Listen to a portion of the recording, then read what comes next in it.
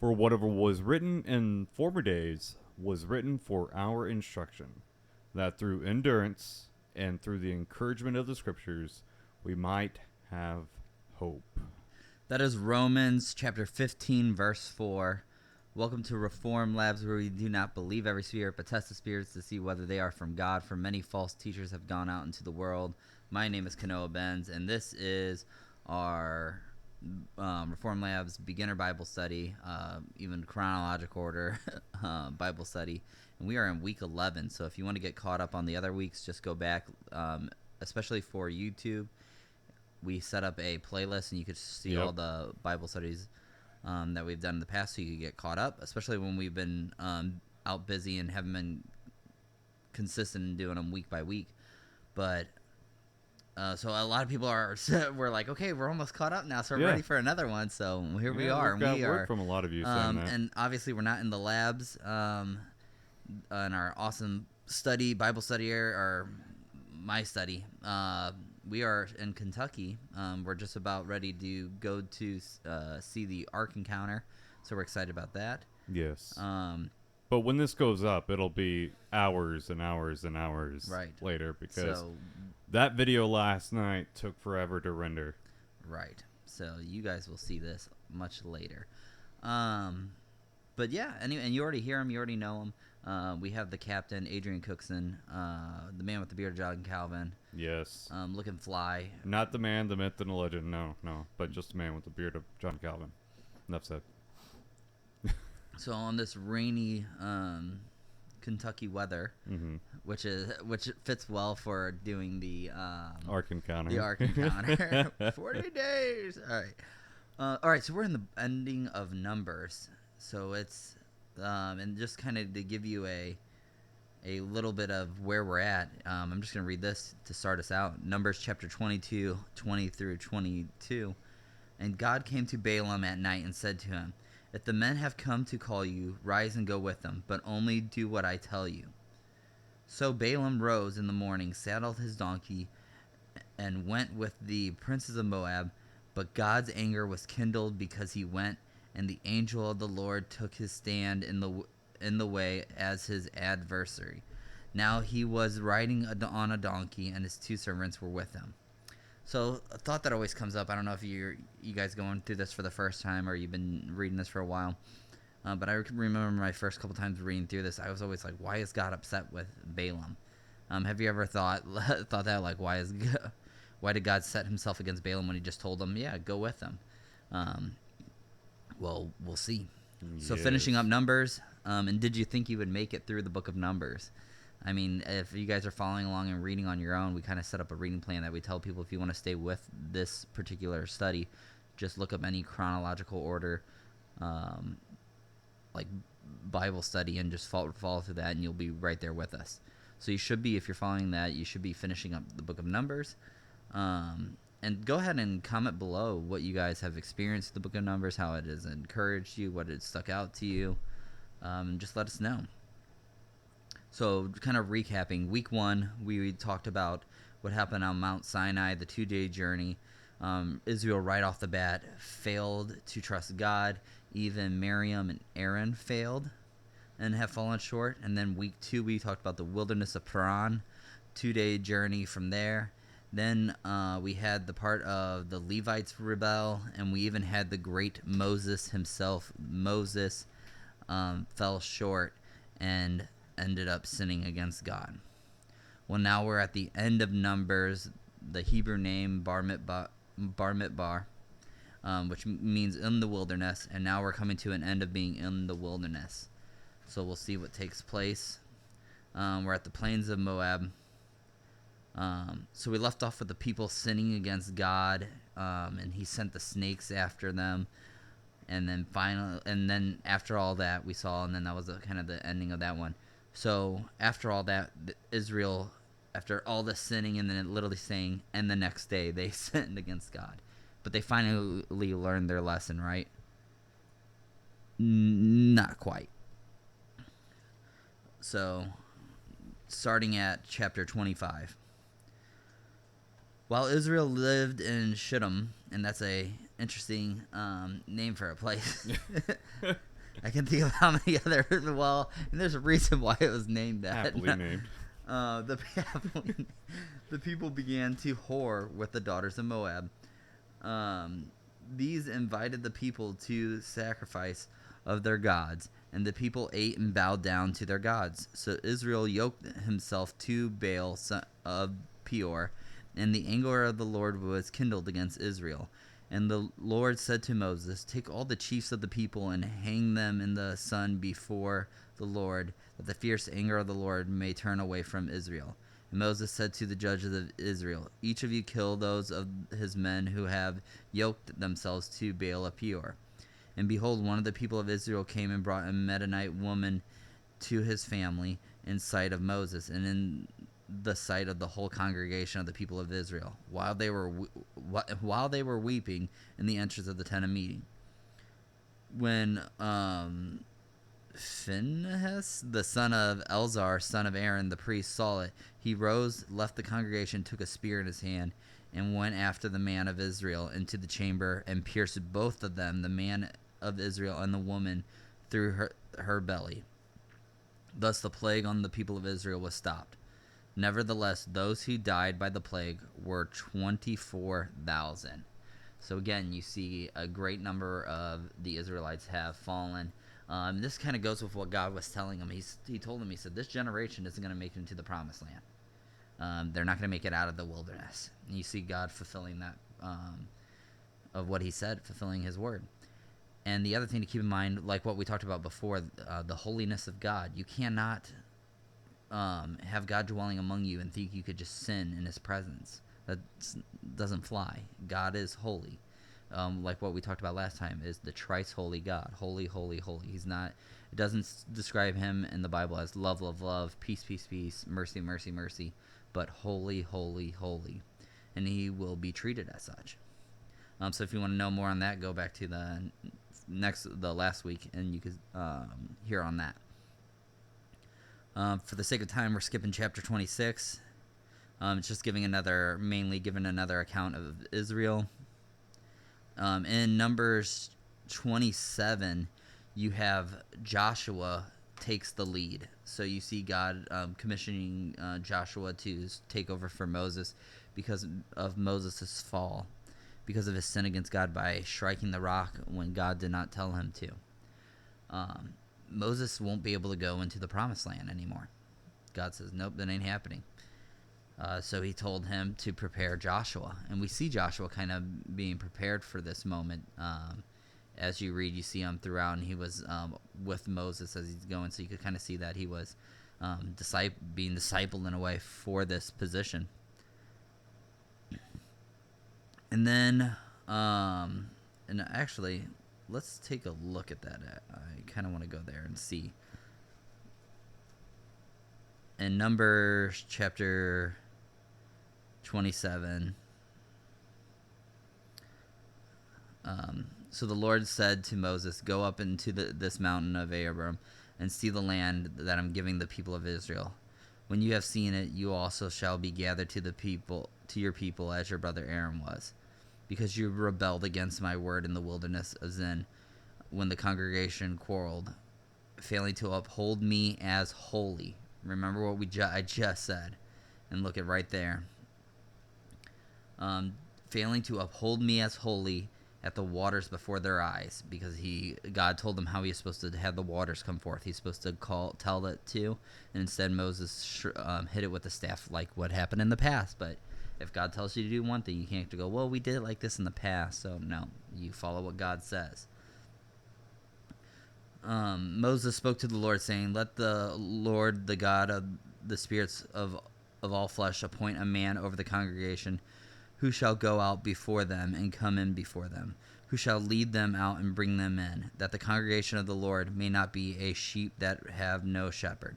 So the Lord said to Moses, "Take Joshua the son of Nun, a man in whom is the Spirit, and lay your hand on him. Make him stand before Eleazar the priest and all the congregation, and you shall commission him in their sight.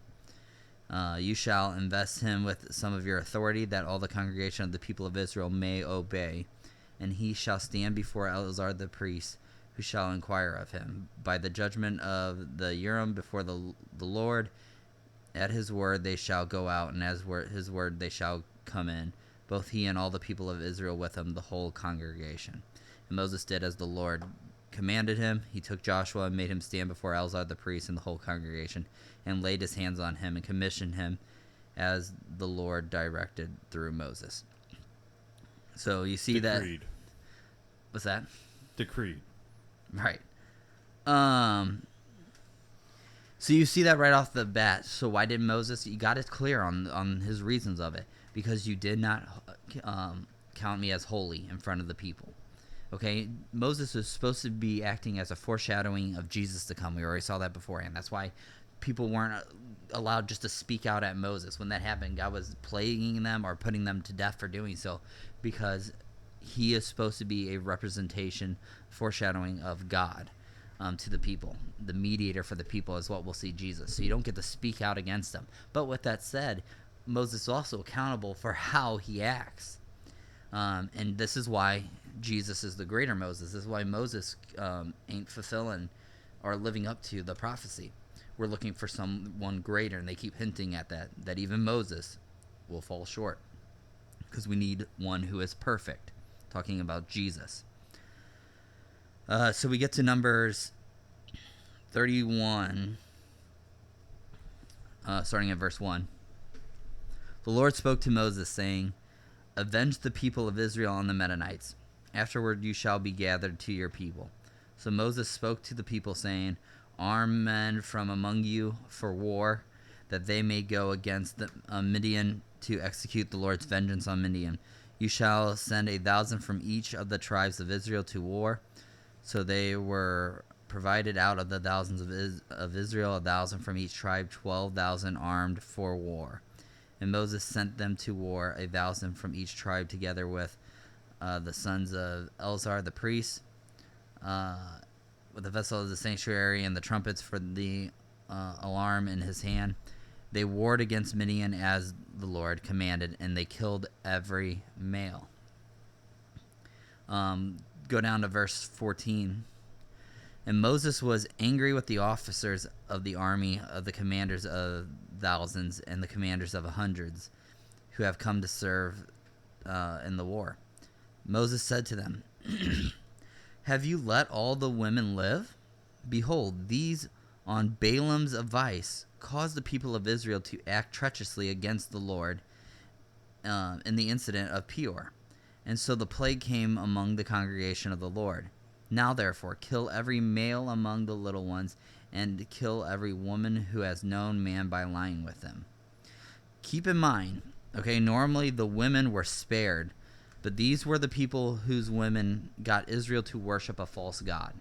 Okay, Balaam advised Balak to have them go out and do that, and to cause Israel to stumble. God doesn't take that lightly, especially if somebody causes. That's why you see even Jesus saying harsh things, that it's better to, what was it? I can't remember the exact chapter, but to tie a millstone around your neck and drop yourself into the ocean than to cause one of the little ones to stumble. Right. So God takes that seriously. But I thought Balaam was the good guy. Yeah, we're gonna see. This is when I did this Bible study in person. That's what a lot of people were saying. They started looking around, going, Yep. "Wait a minute." So in the end, there's something that I thought about that was just interesting here is God had them execute every male and every child, male child, okay, and the women who obviously caused the men of Israel, the people of Israel, to stumble. All right, and God had them wiped off from the earth. So God has officially wiped almost out this whole tribe off the face of the earth. Like their line is ended for on the males, and all the females were taken as part of Israel. So that tribe was officially just gone. That kind of gave me a quick chill reading that for the first. I'm like whoa, like God just executed his judgment and said nope, they're gone. Another thing to note in verse 8, and they also killed Balaam the son of Beor with the sword. And so that's where you get now wait a minute, that sounded familiar. Yeah. Balaam, the donkey. Oh yeah, the guy with the talking donkey, sorry. And then they're like, now wait a minute, wasn't he for the Lord because he was Yeah. prophesizing. So who is But this no. Balaam son of Beor? Is the question that's asked. Is he a man of God, a prophet of God? Go ahead and comment below if you guys want to, and tell me some of the answers that you guys thought before hearing this, or maybe before you really started reading and learn. And no cheating. For starters, are we sure? So are we for sure it's the same guy that we were hearing about? Because sometimes people are named the same. And yes, Joshua confirms this for us. So in Joshua chapter 13:22, Balaam, it says, Balaam also the son of Beor, the one who practiced divination, was killed with the sword by the people of Israel among the rest of the slain. So when they were recounting, Joshua made it clear that, oh yeah, this is the guy who also was a seer, and he was killed on there.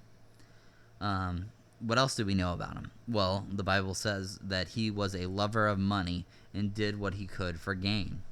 In Jude chapter 1, only one chapter in Jude, verse 11, woe to them, for they walked in the way of Cain and abandoned themselves for the sake of gain to Balaam's error.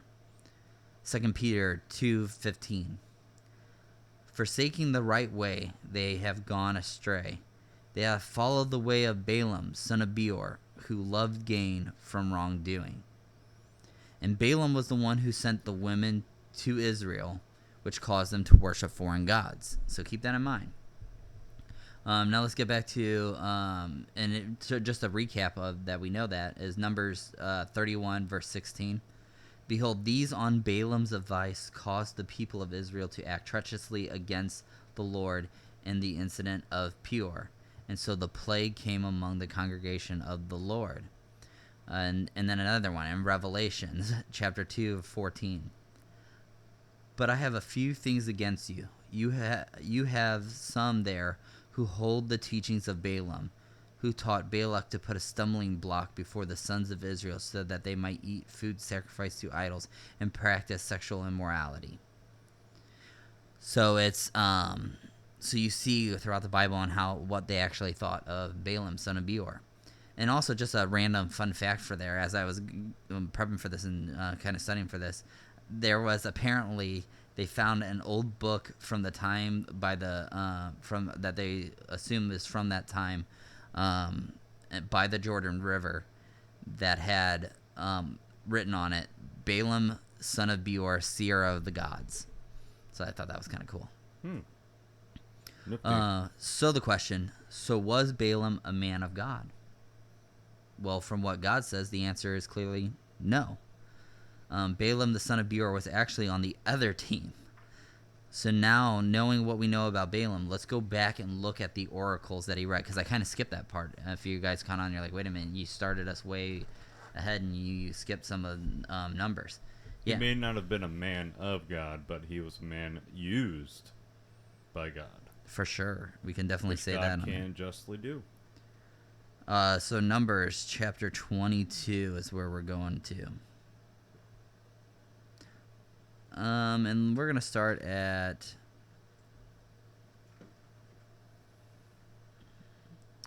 Here, I'll read the beginning part starting at verse 4. And Moab said to the elders of Midian, this whore will now look up all that is around us as the ox licks up the grass of the field. So Balak, son of Zippor, was the king of Moab at the time, sent messengers to Balaam, son of Beor, which is at Peorth, which is near the river, in the land of the people, to call to him, saying, behold, a people has come out of Egypt. They cover the face of the earth, and they are dwelling opposite me. Come now, curse this people for me, since they are too mighty for me. Perhaps I shall be able to defeat them and drive them from the land. For I know that he whom you bless is blessed, and he whom you curse is cursed. So skipping down to verse 20. And that's when you see what I read beforehand. And God came to Balaam at night and said to him, these men have come to call you, rise and go with them, but only do what I tell you. So Balaam rose in the morning, saddled his donkey, and went to the princes of Moab. Now watch what God does. God's going to make sure Balaam does exactly as God says. So God's anger was kindled because he went, because the intentions were to go and to curse the people. He already caused the people to stumble. And the angel of the Lord stood in his way. And the donkey saw the angel of the Lord standing in the road with a drawn sword in his hand. And the donkey turned aside out of the road and went into the field. Balaam struck the donkey to turn her into the road. Then the angel of the Lord stood in a narrow path between the vineyards with a wall on each side. And when the donkey saw the angel of the Lord, she pushed against the wall and pressed Balaam's foot against the wall, and he struck her again. Then the angel of the Lord went ahead and stood in the narrow path. All right, and remember where you see almost every single time where you see the words "and the angel of the Lord," this is referring to the pre-incarnate Jesus. So this is God standing before him. Then the angel of the Lord stood in the narrow place where there was no way to turn to either the right or left. When the donkey saw the angel of the Lord, she lay down under Balaam, and Balaam's anger was kindled that she struck the donkey with a staff. Then the Lord opened the mouth of the donkey, and she said to Balaam. Now this is what I find interesting. Okay, this is what God can do. So this is known as a Balaam was known as the book was written, a seer of the gods. He was able to speak on the behalf of the gods. He to do oracles on the gods. And then what happens is literally God has a donkey be able to speak to Balaam and tell Balaam something that he could not see about God, what God was doing. So that is like a humbling thing for them. Is what can God do? Well, he can if he wants to, he can make rocks cry out. He can have a fish do his bidding. All the animals do his bidding. And so there's something humbling about that we can see is that God does not need us. Now he delights and wants to use us. But if we see there and go, well, God can't do it. He needs us. You have a wrong theology. You need to repent of that because God doesn't need us. If he wanted to, he can use a donkey. And so the donkey said, what have I done that you have struck me these times? Balaam said to the donkey, because you have made a fool of me. I wish I had my sword in hand, for now I'd kill you. And the donkey corrected Balaam, and am I not your donkey on which you have ridden all your life, and have I been a habit to do so? And Balaam said, no. Then the Lord opened the eyes of Balaam, and he saw the angel of the Lord standing in the way with his drawn sword in hand. And he bowed down and fell on his face, and the angel of the Lord said to him, why have you struck your donkey these 3 times? Behold, I have come out to oppose you because your way is perverse before me.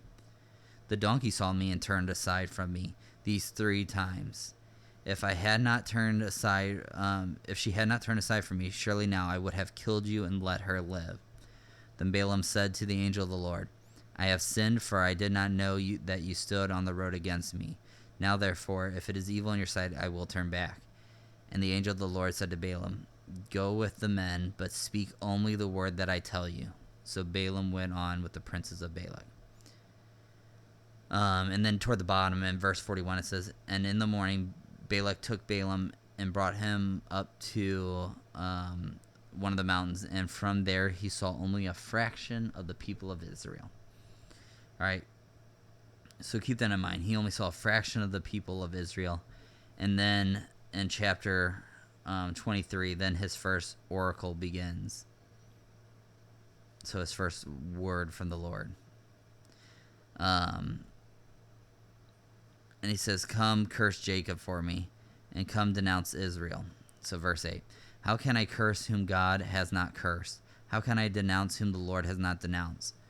For from the top of the crags I see him, from the hills I behold him. Behold, the people dwelling alone and not counting itself among the nations. Who can count the dust of Jacob, or number the 4th part of Israel? Let me die the death of the upright, and let my ends be like his. And so Balak said to Balaam, what have you done to me? I took you to curse my enemies, and behold, you have done nothing but bless them. And Balaam answered, said, and Balaam's over here and says, and he answered and said to him, must I take care to speak what the Lord has put in my mouth? Balaam is thinking, yeah, of course I'm going to speak what God says, because he almost just put me to death. And had a donkey make a fool out of me. So 13, and Balak said to him, please come with me to another place so that you may see them. You shall see only a fraction of them. You shall not see them all. Then curse them from me there. So again, he doesn't see them all. And he pronounces a second oracle on them. Now, then he gets to the third oracle. Let me get there. And sorry, I just totally lost my spot. All right, so in the third oracle over in Numbers chapter 24, when Balaam saw that it pleased the Lord to bless Israel, he did not go as at other times to look for omens, but he set his face toward the wilderness. And Balaam lifted up his eyes and saw Israel camping tribe by tribe, and the Spirit of God came upon him. And he took up his discourse and said, the oracle of Balaam son of Beor, the oracle of a man who has his eyes open, the oracle of him who hears the words of God, who sees the visions of the Almighty, falling down with his eyes uncovered. How lovely are your tents, O Jacob, your encampments, O Israel. Like palm groves stretched afar, like gardens beside a river, like aloes that the Lord has planted, like cedar trees beside the waters. Water shall flow from his buckets, and his seed shall be in many waters. His king shall be higher than Agag, and his kingdom shall be exalted. God brings him out of Egypt, and for him he is like horns of a wild ox. He shall eat up the nations. His adversaries shall break their bonds in part, and pierce them through with his arrows. He crouches to lay down like a lion, and like a lioness. Who shall arouse him up? Blessed are those who bless you, and cursed are those who curse you. Balak's anger again was kindled against Balaam. Struck his hands together, and Balaam said, I called you to curse, and he sends Balaam away in anger. But as he's doing that, Balaam has one more thing to say, where it gets pretty interesting. And he took up his discourse for a final oracle. The oracle of Balaam son of Beor, the oracle of the man whose eyes are open, the oracle of him who hears the words. Now, keep in mind, this is what is fascinating now he sees the whole tribe. And what some scholars say is how Israel used to encamp. Some say it's like a circle centered around the tabernacle. Others say they were actually shaped as a cross. So either way, you see him looking down at the tribe people. He may be seeing a cross shape or whatever, but for whatever reason that God wants, he allows Balaam to give a prophecy about the coming of Christ in this moment. Okay? And then you heard him already talk about Jacob like being like a lion and stuff. And keep that in mind. We heard this before in Genesis 49 from Jacob, right before when they just went down to Egypt because of all the famine that we read at the ending of Genesis. Is you had Jacob give a prophecy that sounds very familiar. So let's see what this says. So starting in, let's just skip down to verse 17. He says, I see him, but not now. I behold him, but not near. A star shall come out of Jacob, and a scepter shall rise out of Israel. It shall crush the forehead of Moab and break down all the sons of Sheth. Edom shall be disposed. I can't even say that. Dispossessed. Seir. Seir also, his enemies shall be dispossessed. Israel is doing oh my goodness, I lost my spot. I'm so sorry. So, and one from Jacob shall exercise dominion and destroy the survivors of the city. Okay, so some people are like, no, this is just talking about the king of it. No, he's talking about this, but again, I don't think so because of the way that he's talking. He talks about the scepter shall go out, and you see Jacob talk about the same thing. You see in Psalms it talks about his scepter. He shall go out. He shall exercise dominion.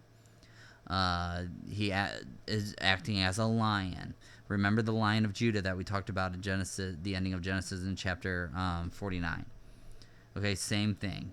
And then again, you see over in Psalms, what I believe that you see this happening a lot is this prophecy of a king rising and a king coming on there. And the other difference is it says, a star is coming out of. So it talks about something being distant and bright coming out of Jacob. Obviously, that's not talking about just a normal human being. But looking at Psalm 110, chapter 110, just through the thing, we call it Jesus' favorite Bible verse because he quotes it the most. It says, "The Lord says to my Lord, sit at my right hand till I make your enemies your footstool. The Lord sends forth from Zion your mighty scepter. Rule in the midst of your enemies. Your people will offer themselves freely on that day of your power in holy garments from the womb of the morning, and the dew of your youth will be yours. The Lord has sworn he will not change his mind. You are priests forever after the order of Melchizedek. The Lord is at your right hand. He will shatter the kings on the day of his wrath. He will execute judgment among the nations, filling them with corpse. He shall scatter the chiefs over the wide earth. He will drink from the brook by the way, therefore he will lift up his head." Again, you see the same language throughout, talking about a king coming that who will rule. In Revelation chapter 11, verse 15, then the seventh angel blew his trumpet, and there were loud voices in heaven saying, "The kingdom of the world has become the kingdom of our Lord, and of his Christ, and he shall reign forever and ever." So there's talking about the coming of the kingdom, the coming of the reign, and you see that all pointing to Jesus. So I would at least in my opinion, I can make the same argument that him using the same type of language would be talking about Jesus and not just a future King David or something like that. And then after that, so Balaam gives that prophecy, and then we know what happens to Balaam. We read in the chapters when Israel goes out and gets vengeance on the Midianites. It says Balaam, son of Beor, was also slain with the sword by Israel. So again, I don't know if you were first thinking going through this is why would God have then an evil man prophesy wonderful and future things, even things about Jesus? Because Balaam was an evil man. You see his ways are perverse. You see how they talk about him as we read the scriptures. An enemy of Israel. And so some of you might be thinking, when I did this with a group, they were saying before, and some were like, I thought only followers of God could prophesy about God. Well, that's not true. You see people as they reject God, they still prophesy. King Saul, you'll see in the future. King Saul, after he rejected God and while he was in the middle of trying to kill David, in 1 Samuel chapter 19, 23 through 24, ends up prophesying. Even one of the Pharisees who was part of the group who planned to kill Jesus in John chapter 11, verses 49 through 53. But one of them, Cephas, who was the high priest of that year, said to them, "You know nothing at all, nor do you understand that it is better for you that one man shall die for the people, not that the whole nation not that the whole nation should perish." He did not say this on his own accord, but being the high priest that year, he prophesied that Jesus would die for the nation, and not for the nation only, but to gather into one of the children of God who are scattered abroad. So from that day on, they made plans to put him to death. Okay, so that was one of the Pharisees who were saying, no. They said he prophesied about Jesus dying. Okay, now he didn't know, just like Balaam, son of Beor, didn't really understand the big picture of what was going on there, but we do. Like the scripture that Adrian read at the beginning, what was written, for what was written in the former days was written for our instruction, that through endurance and through the encouragement of the scriptures we might have hope.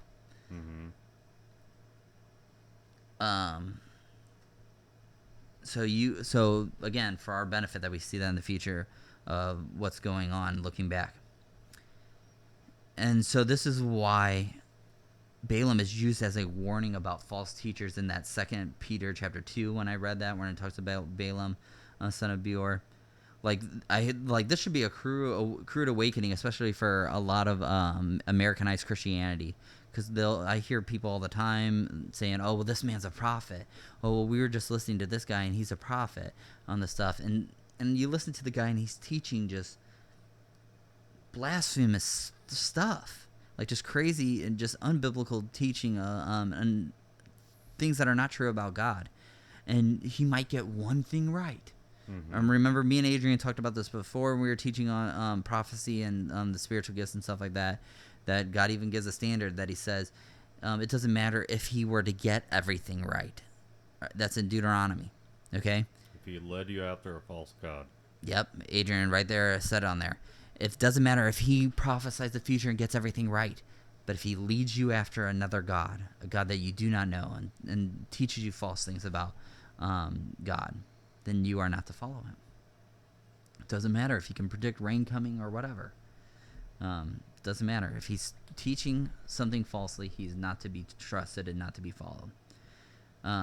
Because it is God who gives people prophecy and allows them to. And sometimes, as we see in the Bible, he will allow the enemies to do so because God is more than a conqueror, and he turns all things for his good. He takes what is intended for evil and uses it for good, as we saw in Genesis chapter 50, verse 20. Now, the crazy thing, at least that I thought was crazy about Balaam's oracles, is that Israel had no idea this was taking place. Okay, so the whole time this is going on, up on the sound is Israel doesn't know and going, oh, look, is that Balaam, son of Beor, up there? What's he doing? Why is there a donkey talking? But Shrek. But no, they didn't. They had no idea this was going on. Okay, and this is what I just find just crazy about this is like they were in the middle of grumbling against God and sinning against Him. Throughout, as this is going on, as the time going on, as Israel is sinning against them, going after the yoking themselves with the Midianites and serving and worshiping other gods, and all while this is going on, you have God blessing, turning a curse that was supposed to be on them and blessing them, turning the curse into a blessing. All right, and he ends up telling them about this in Deuteronomy chapter 23, verse 5. Listen to this. Okay, this is, if there's anything you're going to listen to this. Verse 5. Nevertheless, the Lord your God would not listen to Balaam. Instead, the Lord your God turned the curse into a blessing for you. Because the Lord your God loved you. Because the Lord your God loved you. If that doesn't scream to your soul or remind you of the Bible verses of while we were yet sinners, Christ died for us. While we were sinners, Christ died for us. While we're in the midst of our sinning, not even remembering God, God is literally blessing us and providing for us and doing all these amazing things that we do not deserve. The only thing we deserve is death. That's week 1. And yet, while Israel is not even a day, not even 2 days. It literally said, as we read in reading Numbers, the next day they sinned against God. And what is God doing here? And they don't even know it. And why does God do it? Because He loved them. And that's the same for us believers. Those who are in Christ, we don't have to earn God's love. We don't have to earn God's favor. We have that.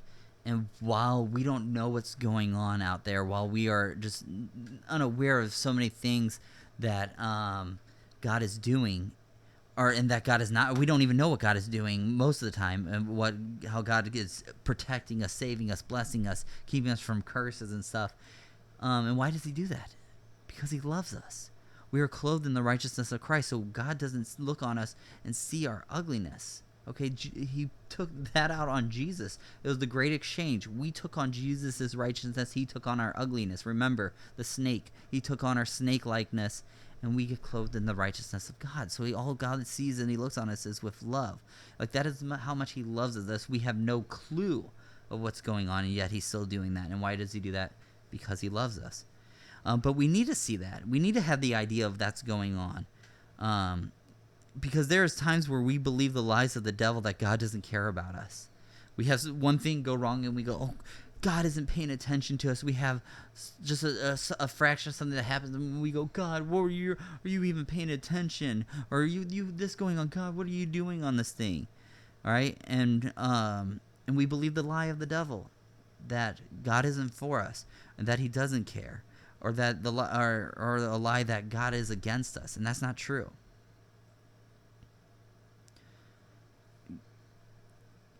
Don't believe the lie. But put your trust, put your hope in God. Put your trust and hope in God. that we know that God works all things good. That's Romans 8. This is more than a conqueror that we get from that. This is that who can separate us from the love of God? That's what we need to remember. What can separate us from the love of God? And Paul goes on that list, and at the end, there's nothing can separate us from the love of God. So we shouldn't believe any lie that ourselves come up with, or that our outside forces, that God is against us. No, we trust that Jesus' work on the cross was sufficient and finished. And therefore, we have Jesus' righteousness. And therefore, we don't have to earn God's love. He already gave us all his love. There's not more that he can give us. So while Israel... here's it just come to mind. Galatians chapter 3, verse 13. Christ redeemed us from the curse of the law by becoming a curse for us. That is a blessing. You see again in Romans chapter 5. While we were yet sinners, Christ died for us. Not once we got kind of better, once we started looking the right way, once we started searching for God. No, it says while we were sinners, Christ died for us. So while Israel, in the midst of their rebellion, and while a curse is getting ready to be made by Balaam, Israel not even knowing what's going on, just like the disciples didn't know what was going on while Jesus was on the cross, God brings forth blessings on people who don't deserve it. On us who don't deserve it. Yet God still brings blessings, even if we don't see them. He's still doing them. And why does God do all that? Deuteronomy chapter 23, verse 5. Nevertheless, the Lord your God would not listen to Balaam. Instead, the Lord your God turned the curse into a blessing for you, because the Lord your God loved you. Thank you for your time, guys. That's what we have. So we're finishing up with Numbers. We'll be getting into the next week's study, so be on the lookout for that. Keep following your